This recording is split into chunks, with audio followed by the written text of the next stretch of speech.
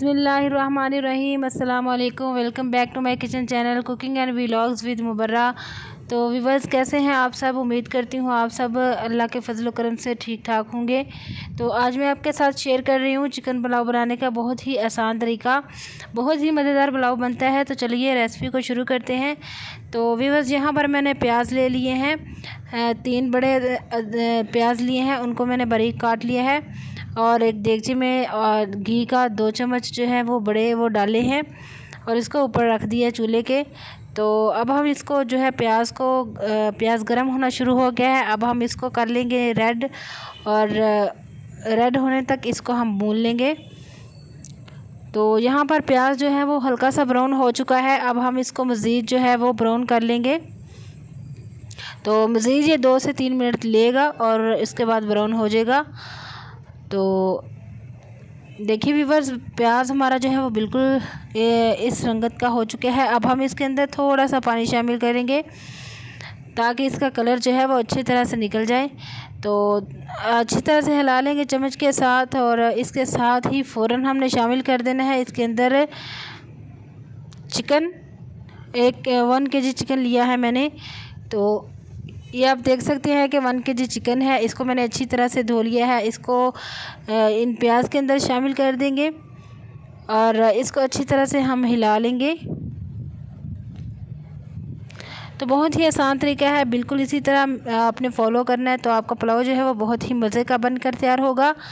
तो पुलाव को आपने अच्छी तरह से जो है वो गोश्त को हिला लेना है और इसको भून लेना है तकरीबन 3 से 4 मिनट तक। तो देखिए इसका कलर जो है वो वाइट से जो है वो ब्राउन होना शुरू हो गया है। तो 3 से 4 मिनट इसको मैंने भून लिया है। तो अब इसका कलर देख लें किस तरह का हो चुका है। अब हम लेंगे कुछ मसाला जात, जिसमें मैंने हरी मिर्ची और अदरक जो है वो इनको मैंने चॉप कर ली है इकट्ठा ही मशीन के अंदर डालकर, और 2 अदद बड़े साइज़ के टमाटर लिए हैं, उनको मैंने बारीक काट लिया है। तो अब हम सबसे पहले जो है वो टमाटर शामिल कर देंगे गोश्त के अंदर और थोड़ी देर के लिए इनको भून लेंगे, और जब तक टमाटर जो है वो नरम नहीं हो जाते। तो टमाटरों को हमने अंदर डाल के तकरीबन 1 से 2 मिनट हमें लगेंगे इसको भूनने में। तो इसको भूनने के बाद जो है बाकी चीज़ें हम शामिल करेंगे।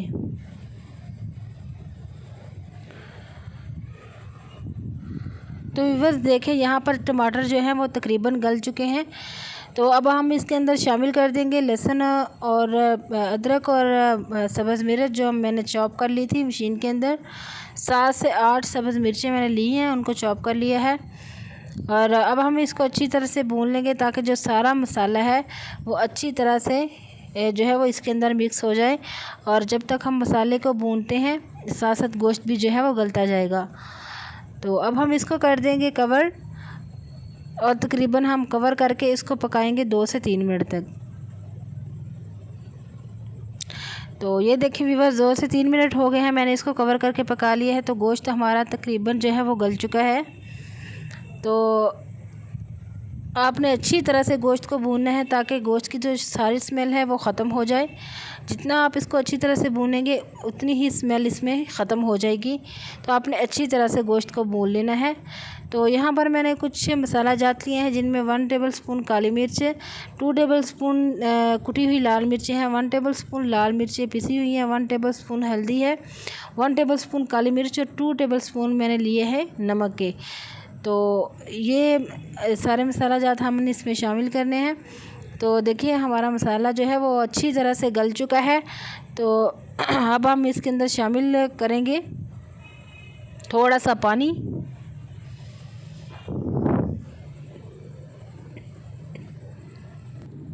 तो यहाँ पर मैंने थोड़ा सा पानी इसके अंदर ऐड कर दिया है ताकि जो मसाला है वो नीचे ना लगे। तो 1 से 2 मिनट तक हम अब इसको मज़ीद भून लेंगे। अब इसके अंदर हम शामिल कर देंगे सारे मसाला जात को, और मसाला डालकर आपने तकरीबन इसको भूनना है 3 से 4 मिनट तक। क्योंकि जितना भी अगर आप कोई भी सालन बना रहे हैं या चावल बना रहे हैं तो उसका टेस्ट आपके भूनने की वजह से ही आता है। जितना आप अच्छी तरह से उसकी बुनाई करते हैं उतना ही अच्छा टेस्ट इसमें आता है। तो अब हम इसको अच्छी तरह से भून लेंगे। 3 से 4 मिनट हमने इसको मज़ीद भूनना है ताकि जो हमने मसाला जात डाले हैं वो सही तरह से अंदर मिक्स हो जाए। तो देखें ऑयल जो है वो अलग हो चुका है। अब मैं इसके अंदर शामिल कर दूँगी पानी। मैंने लिए थे 3 गिलास चावलों के, जो कि 1 केजी चावल बन रहे थे, तो 1 केजी के हिसाब से मैंने इसको नाप लिया था गिलास से। तो जितने चावल हूँ आपने उससे डबल पानी जो है वो इसके अंदर ऐड कर देना है। और पानी यहाँ पर मैंने ऐड कर लिया है। अब हम इसको कर देंगे कवर और उबाला आने तक इंतज़ार करेंगे। तो यहाँ पर पानी जो है वो बॉईल होना शुरू हो गया है। तो यहाँ पर मैंने चावल भिगो लिए थे 1 केजी, इनको आधा घंटा पहले ही भिगो के रख दिया था, क्योंकि वे पुराने चावल थे, इसलिए मैंने इसको आधा घंटा पहले भिगो लिया था। तो अब हम चावलों को इसके अंदर शामिल कर देंगे।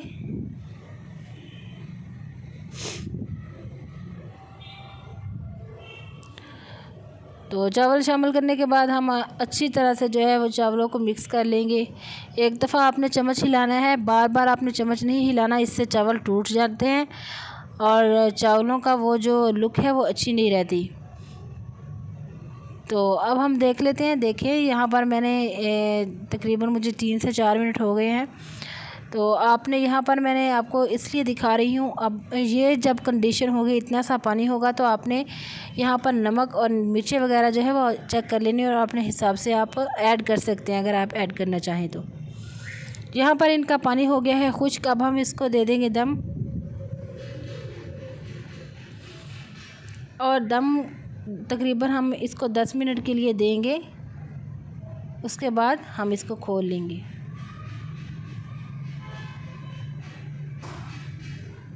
तो मुझे यहाँ पर 10 मिनट हो गए हैं। तो माशाल्लाह देखिए हमारा चिकन पुलाव जो है वो बनकर बिल्कुल तैयार हो चुका है।